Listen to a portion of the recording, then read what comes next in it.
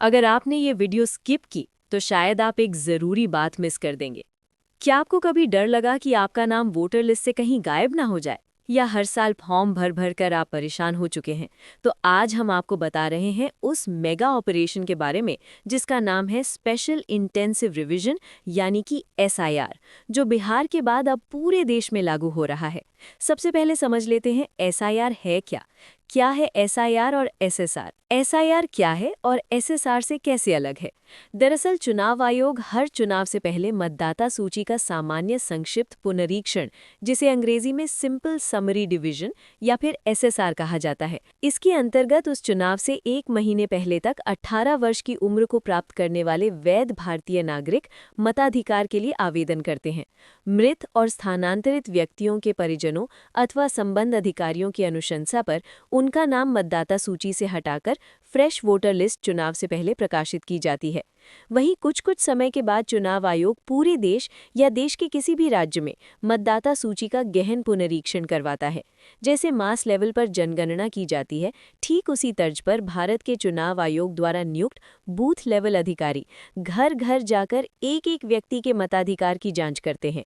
नए योग्य मतदाताओं से फॉर्म भरवाकर उनका नाम ऐड किया जाता है, जबकि अयोग्य, मृत, स्थानांतरित, फर्जी और डुप्लीकेट नामों को हटाया जाता है।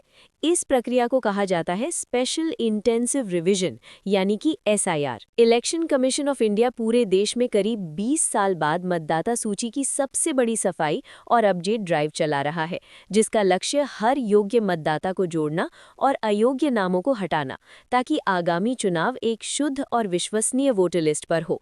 चलिए अब आपको स्टेप बाय स्टेप समझाते हैं। स्टेप 1, कानूनी आधार और नोटिफिकेशन। एसआईआर कोई सामान्य अपडेट नहीं, बल्कि representation of people act 1950 section 21 और संविधान के आर्टिकल 324 के तहत की जाने वाली स्पेशल प्रक्रिया है।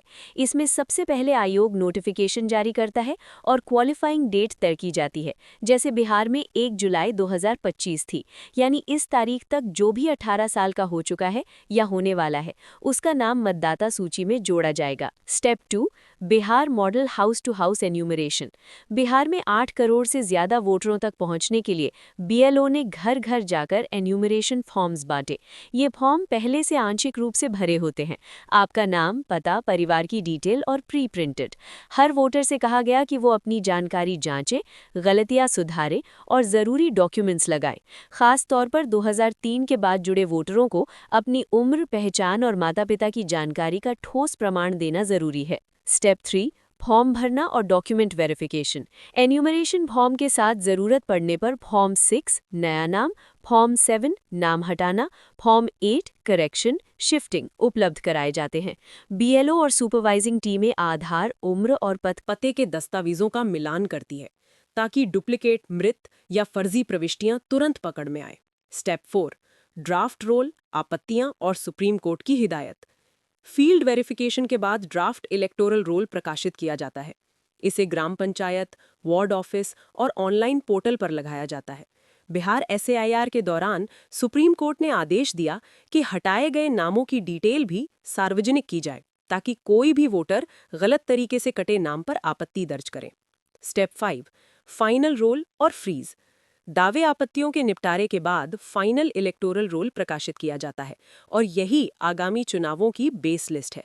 इसके बाद मतदाता सूची लगभग फ्रीज हो जाती है और अंतिम समय पर बदलाव केवल बहुत सीमित हालात में स्वीकार किए जाते हैं। बिहार के बाद फेज 2 में कौन कौन से राज्य? फेज 2 में एसआईआर अब 12 राज्यों और 3 केंद्र शासित प्रदेशों तक बढ़ाया गया।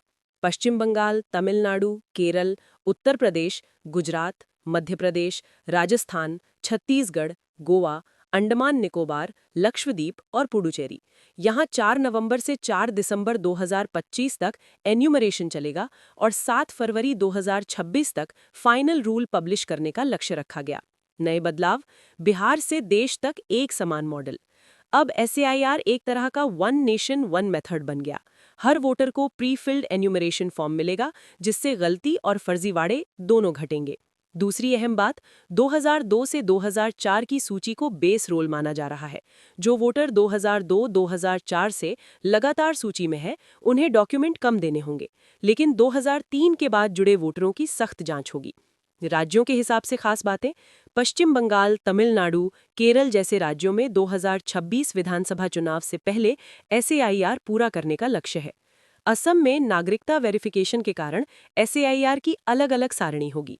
वहीं उत्तराखंड और हिमाचल जैसे बर्फ प्रभावित राज्यों को शुरुआती फेज से फिलहाल बाहर रखा दिया।